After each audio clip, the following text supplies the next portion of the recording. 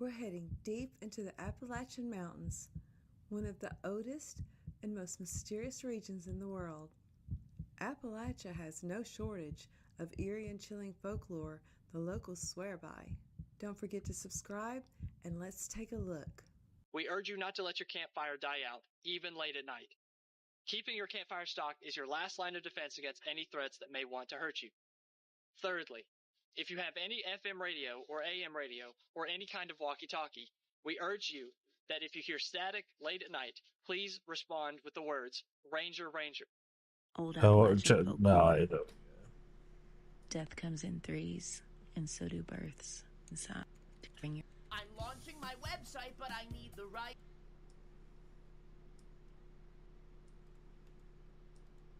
Old troubles with that.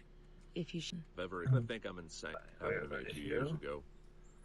And you're going to think I'm insane. How's After you hear everybody's what I'm night about to going, tell you. chap? I've only told a handful of people this since it happened. But I was visited by what I can only describe as a poltergeist one night. The most paranormal and the darkest, scariest thing I've ever experienced in my life. And still to this day, I don't know what it was. And I pray that it never happens again. But if you want a scary story, here's what happened. I was about 25 years old at the time. I had just gotten a new girlfriend, and we moved in together. And this was the first time I had been in a family situation. She had 2 young kids. They were 5 and 8 years old at the time. And we were very excited to be starting this new life together. We moved into a single wide trailer out in the middle of nowhere. I'm from Kentucky, so we're in the middle of nowhere. We're in the woods, very remote, and we were happy. Life was good. We were starting this new life together, me and her and the kids, and everything was great. We thought. This was a 3-bedroom trailer, so there were 2 smaller bedrooms at the back side of the trailer, which were the kids' rooms, and there was a bigger bedroom on the far end of the trailer, which was our bedroom. And within a couple months of living there, some very strange things started happening. So one afternoon, about 3 or 4 in the afternoon, it was summer break, the kids were out of school, and they had fallen asleep. Both of them had fallen asleep in their bedrooms. They were taking their afternoon summer nap like you do. And we saw this a good opportunity to go get us a nap in. So we went to the room, closed the door, and laid down and took a nap. About an hour into this nap, there was a knock on our bedroom door. I mean, a loud knock. Oh. This sounded like a grown man knocking on the door. And I rolled over and thought, well, obviously the kids have woken up. Sometimes. And Amber, my girlfriend at the time, she rolled over and said, see what they want. So I just yelled, what? And there it was again. A very serious, aggressive knock. I thought, what the heck is that all about? I got up and opened the bedroom door. No one's there. Little It's silent. Now this is broad daylight. The sun is shining outside. It's dead silence. I thought, what in the world? So I walked back to the kids' rooms. There they are laying there, both of them asleep. And this ran chills all the way throughout my body. So I went back bet to it the bedroom. did. Amber's sitting up in the bed at this point. I said, you heard that knock, right? She was like, yeah, of course I did. Have no idea what it was. So, you know, it freaked both of us out, but we chilled out and was like, well, I don't know what that was all about. But in just a few days, it would get much, much worse. Now, when I was a kid, I loved scary movies. I loved ghost hunting, out in the dark at night with my cousins, looking through the woods, looking for scary things, getting freaked out. I loved paranormal things when I was a little kid. Like my whole life growing up, we would go in and try to see something scary in the woods. But for me, it was always Casper, the friendly ghost. It was the idea of seeing some transparent apparition floating through the woods real fast. Oh, that's scary, and we would run away laughing. I could have never prepared myself for the darkness that I would feel when this happened to me. The almost demonic feeling that I got from this experience, I could have never prepared myself for what was coming. So it's 3:00 in the morning. It's pitch black in the trailer. We're asleep in our bedroom. The kids are asleep in their room. And I am woken up by the most horrific screams you could ever imagine. And our daughter was 8 years old at the time. And it was Brianna's voice screaming at the top of her lungs directly outside of my bedroom door. Get it off of me. Help, help, help. I mean, screaming bloody murder.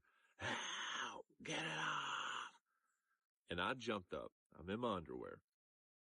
And, it's only 15 foot from my bed to the bedroom door. And this screaming is directly outside of the door. And there is thrashing like she's fighting, like she's being kidnapped, like someone has come in the house. My first thought is someone is taking my daughter out of the house. I have cold chills all over my body right now. She's screaming at the top of her lungs. I jump up in my boxers, run and kick the door off the hinges. And as soon as that door opens, the sound is now out the back door. There was a back door on the kitchen. Our bedroom opened into the kitchen dining room area, and there was a back door there. As soon as my bedroom door opened, her screams are outside the back door, which is closed and locked. And she is screaming, help, help, help, get it off, get it off.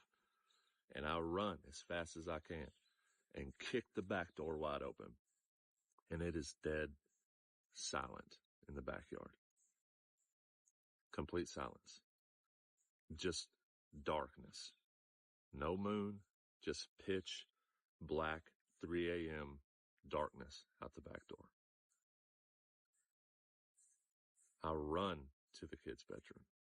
I turn around as fast as I could and run back to their bedroom. And there's Brianna, just peacefully sleeping in her bed. I go to Dalton's bedroom. There he is, just peacefully asleep. I ran back to my bedroom, and Amber, my girlfriend at the time, was sitting up crying on the edge of the bed. She experienced the whole thing too. I sat down, and it broke me down. I sat down on the edge of the bed with my head in my hands and started freaking out. What was that? What could that have possibly been? I didn't know what to think. I thought I was losing my mind, but the fact that she also experienced it, she heard the whole thing. And it was absolutely horrifying. Needless to say, I didn't get any sleep. She didn't get any sleep the rest of the night. I was hyperventilating. I was full-blown panic.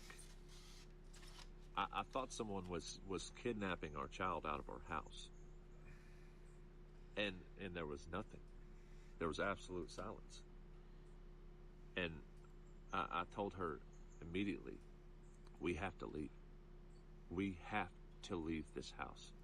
Something it's very, very wrong. I had this overwhelming darkness come over me. Like the most negative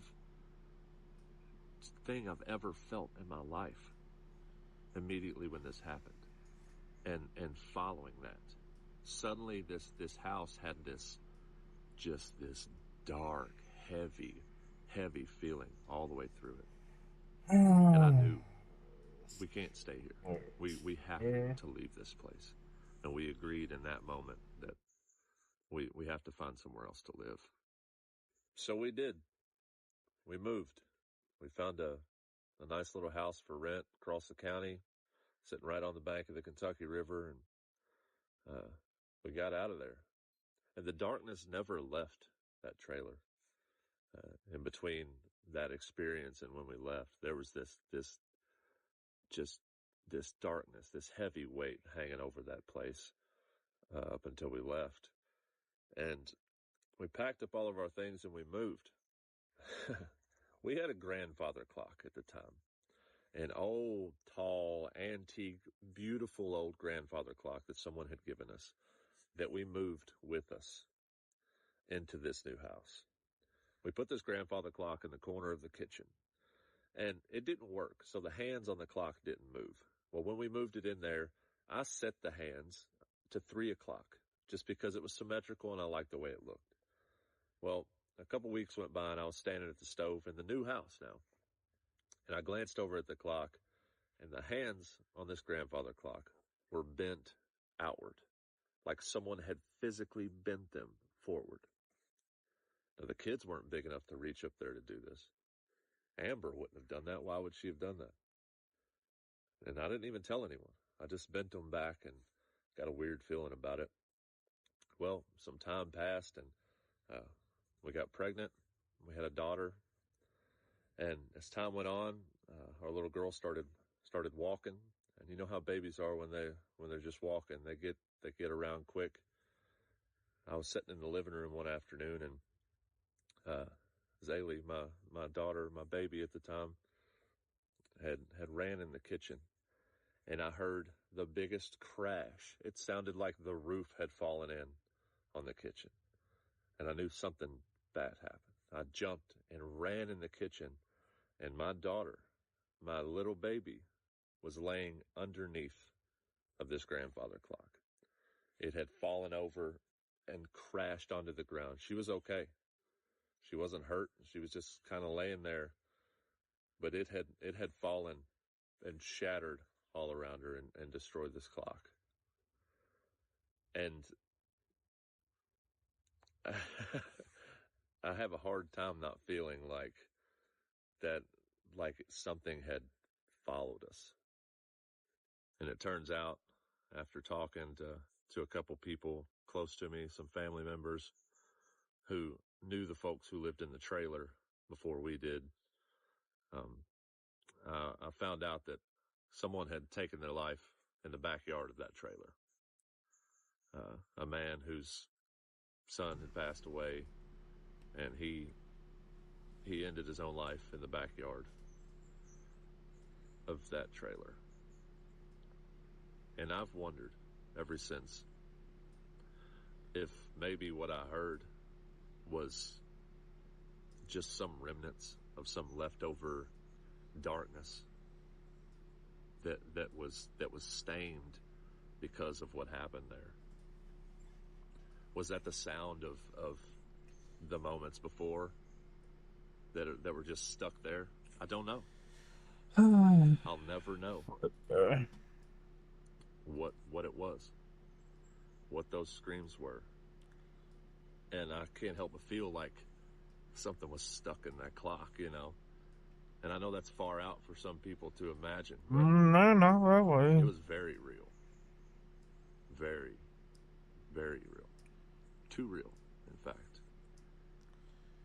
And I'll spend the rest of my life hoping that I never have to experience anything like that ever again. And it still comes across my mind a lot. No, get over here. And hoping that whatever it was, Stupid thing. stayed there. So what was it? I know that I'm not just crazy because someone else experienced it with me. The kids never even knew it happened. And I would love to know if anyone else has ever experienced anything like this or knows what it was. What did I experience? It changed a lot of things for me. It brought back this fear of the dark, like you have when you're a little kid. I don't sleep well a lot of times, and I think I will forever wonder, what was that? And needless to say, I don't watch scary movies anymore. someone who grew up in Appalachia, I need someone to do a study on the rate of the childhood trauma of growing up in Appalachia versus the rest of the nation. Because when I tell you, it is so much more severe than anywhere else. My boyfriend's a city boy. When I told him my childhood story, he was like, that's rough. I told him all of my friends' story. He starts being like, okay, wait, what's going on there? Like, you grew up rough on the mountain. I said, yes. Yes, we did. Not a single person I know has come out of there unscathed. I mean it. This will not be a great video to watch if you plan on going on a nature hike solo anytime soon. Okay, What if trees buddy. aren't exactly what you think they are? What if I told you that trees could possibly be a portal to another dimension? Trees, or something that could really. trap you forever? Guys, Okay. this is just a theory here, but the fact that we have found people encased in trees before makes you have to look at trees a little differently, okay? We talked about that famous story where the little boy went to hide behind the tree. This is on the Missing 411. And he went to go hide behind the tree, and his dad was watching them because they were all playing hide and go seek, and the dad was watching the little boy play while all the kids play hide and go seek. His little boy ducked behind a tree. Then one of the other boys got done counting, and they went to look behind the tree, and he's gone. To this day, they've never found him. It's been more than 40 years. They've never found any part of his body. And the dad went back there to check behind the tree, and he was just vanished. People have been Because found the encased in windy trees boy got multiple him? times, okay? Loggers will be cutting trees down. They'll cut a tree in half. There's a body inside of it. The tree had no hole originally, so it wasn't like somebody got stuffed in there by some kind of serial killer. Now, the fact that this has even happened once, let alone multiple times, I've tells me this is never something that heard we need to be looking into. You know, you hear about tree entities all the time. I mean, look at pop culture references. The Wizard of Oz shows the trees that are alive that go grab them. You know, the Evil Dead has the whole, vine thing. There's a lot of stories with like nature and the fae and fairy rings on the ground and these different Fairies things. now, There's huh? this famous story right now of this guy that swears his tree is moving, little by little every day. And you have to wonder if there's something to this. If you guys watch the show From, and you see the faraway trees, and then one of them, the guy went into it and encased him into the side of a pool. Once again, these pop culture references reference real things that people have supposedly witnessed, talked about, or gone through. And that just freaks me out. People talk about going in the woods and going through portals, or Missing 411, people just turning up missing and gone away. It almost always seems like there's a connection to these missing people when people are right there with them. Like, there's so many stories of somebody who's like, oh yeah, there was 5 of us. We were all right together. Somebody just walked over to use the bathroom and they were gone forever. Did they lean against a tree? Did they touch one of these trees? Did the tree reach out and grab them and bring them in? Even in my videos in the past, people have said that they have seen faces in the trees behind me, like these trees right here behind me, when I'm doing my videos. And there's been so many screenshots of faces in the trees while I'm doing this. Could this be something that a supernatural creature does and has the ability to do, is to, pull you into these trees? Who knows? It's just a very creepy theory to look at. Go down that rabbit hole a little bit, if you will. So growing up, did your parents ever tell you to stay away from swamps in the woods? Alright, Chad, I think that's gonna be it for that night. I hope you have a blessed action. When you're by yourself? Because now that I got your attention with this cute baby goat, I'm going to tell you a story that happened to me when I was out in the woods by myself when I was a little kid. The story actually takes place when I was a little kid, and it was me and my family, and we went camping in the Appalachian Mountain. Now, mind you, my parents always told us to stay away from this swamp because it was just unsafe in general, and you could literally fall in and sink up to your neck and possibly drown. Here's them together, by the way. But okay, back to me. I was being my typical self where I was catching animals and stuff and snakes down at the lake, and I decided to go take a little adventure over to this swamp. And I actually got a thrill out of my parents telling me to stay away from it because I was a little rebel child. I remember going through the woods and I started hearing this weird noise. It almost sounded like when you're a kid and you don't understand that a mountain lion sounds like a woman screaming for her life in the middle of the mountains. It sounded almost like that, but it was definitely more of like a deeper, growling kind of scream. At that age, you would think a little kid would turn around and run, but like I said, I was always looking for trouble, so I decided to go even further towards this swamp. As I followed the noise, I start coming across these tracks in the ground that were like, I can't explain it. They just were not human-like, but they were almost like, I can't explain it. They weren't human, but they were almost like a dog or like a deer. Kind of like if deer hooves had paw prints mixed in it, but at that point I was hooked, so I decided to follow these tracks through the brush over to the swamp. And I remember swiping away the leaves to enter the swamp, and this is what I saw. All I can tell you is I've seen some weird animals in my life, but I have never in my life seen something that was kind of like a deer, but like not a deer. All I can say is this thing was really tall. Skinny boy. It was drinking water out of the swamp, and then when it noticed me and it picked up its head, this thing was really tall, and it just had this like a kind of like a gremlin, like goat face. It had that weird face, but it also had typical deer antlers as well. All I can tell you is that when it noticed me and we locked eyes, this thing just did this really creepy, like almost like a smile per se. When this thing smiled, it had like really sharp teeth, almost like a wolf or something. And that was when I turned around and I booked it through the woods. As I'm running and screaming on the way back to my parents, you can literally hear the sound of footsteps behind me, like this thing was catching up to me. I literally was running and screaming all the way back to our campsite, and my parents finally found me and they were trying to calm me down. Until this day, they will never believe me when I told them what it was. Something scary happened to me, and I wasn't sure when I would be ready to tell y'all about it. I'm finally ready. Alright, Chad, that's gonna be it for tonight. I hope you have a blessed